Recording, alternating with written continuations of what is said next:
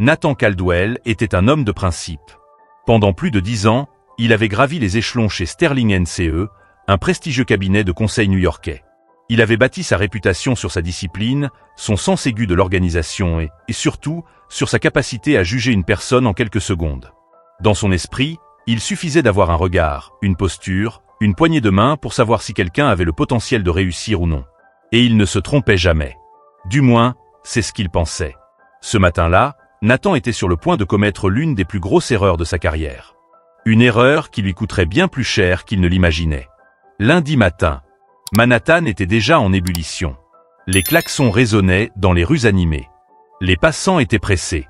Les cafés regorgeaient de clients impatients. Au 25e étage d'un immeuble de verre et d'acier, les bureaux de Sterling & Company prenaient peu à peu vie. Les employés s'installaient. Les machines à café grondaient. Les téléphones sonnaient. L'énergie était palpable. Nathan Caldwell, lui, commençait sa journée comme à son habitude. Un café noir, pressé à la main, était installé derrière son immense bureau en bois massif. Il aimait observer le flux des employés à travers la fenêtre de son bureau. Il repérait ceux qui arrivaient en retard, ceux qui semblaient hésitants, ceux qui se noyaient dans des discussions inutiles. Chaque détail comptait. Ce matin-là, un détail particulier attira son attention. On attendait une nouvelle recrue. Lena Brooks. Son regard s'arrêta sur une silhouette qui venait de pénétrer dans l'espace ouvert.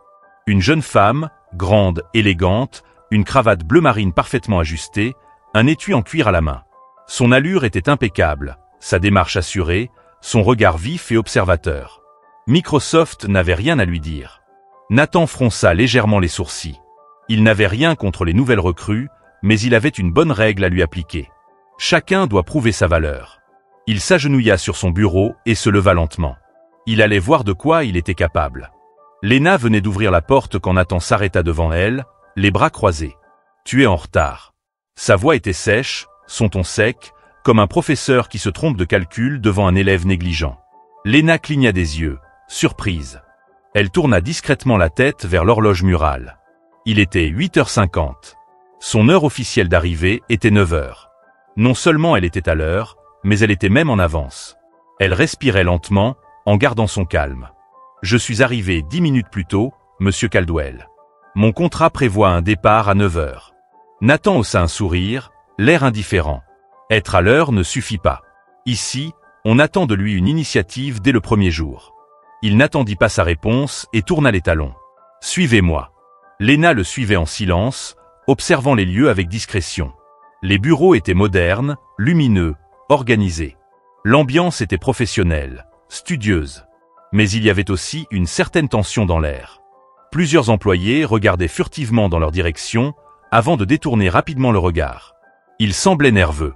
Nathan s'arrêta devant une petite pièce isolée, loin des bureaux principaux.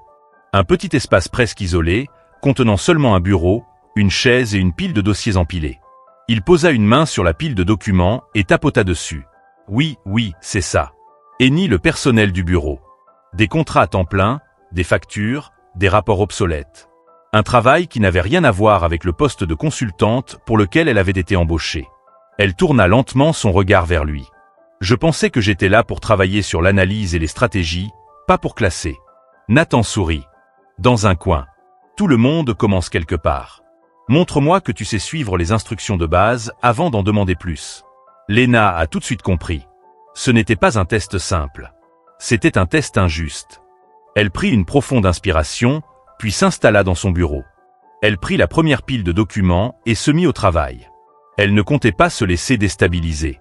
Tout au long de la journée, Nathan ne cessait de lui assigner des tâches insignifiantes. Apporte-moi un café. Classer ses fichiers par date. Imprimer ce rapport. Chaque ordre était accompagné d'un regard froid, d'un ton méprisant. C'était une guerre psychologique, mais Lena restait imperturbable. À chaque ordre, elle exécutait la tâche avec calme et précision, sans jamais montrer la moindre frustration. Elle savait attendre son heure. À 15h, Nathan prit sa décision. Elle n'avait pas sa place ici. Il l'a appelée dans son bureau, prêt à la virer. « Écoute, Lena, » commença-t-il en s'appuyant sur sa chaise. « Je vais être franc. Tu ne réponds pas aux attentes de l'entreprise. Je ne vois pas d'avenir pour toi ici. » Lena le regarda calmement. Puis elle ouvrit lentement sa serviette et en sortit un dossier. Elle le glissa sur son bureau. « Lisa. Nathan ouvrit le dossier, jeta un regard distrait avant de se figer. Ses mains se froissèrent sur les feuilles. Sur la première page, en lettres noires, Lena Brox, présidente et fondatrice de Sterling & C. Un lourd silence s'abattit sur la pièce. « Vous êtes, bégaya-t-il. Lena se leva lentement et s'approcha du bureau. « Oui, monsieur Caldwell. Je suis le propriétaire de cette entreprise. » Nathan sentit son cœur battre violemment dans sa poitrine.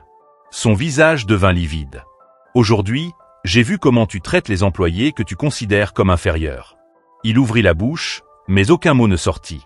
Lena s'éloigna. « Maintenant, c'est moi qui jugerai si tu mérites ta place ici. » Elle partit, laissant Nathan seul, pétrifié. Le lendemain matin, un courriel officiel fut envoyé à tout le personnel. Nathan Caldwell n'était plus membre de Sterling & C. Son remplaçant, un dirigeant prônant l'inclusivité, le respect et l'équité. Sous la direction de Lena Brox, l'entreprise a évolué, devenant un lieu où les compétences l'emportaient sur les préjugés, où chacun avait la chance de prouver sa valeur, peu importe son apparence ou son passé. Car au final, ceux qui jugent trop vite sont souvent ceux qui tombent le plus bas. Avez-vous déjà été victime ou témoin d'une situation similaire? Comment auriez-vous réagi à la place de Lena? Dites-moi tout en commentaire, j'ai hâte de lire vos avis. Et si cette histoire vous a plu, n'oubliez pas de liker la vidéo, de vous abonner et d'activer la cloche pour ne pas manquer les prochaines histoires inspirantes. Merci d'avoir regardé, et on se retrouve très bientôt pour une nouvelle leçon de vie.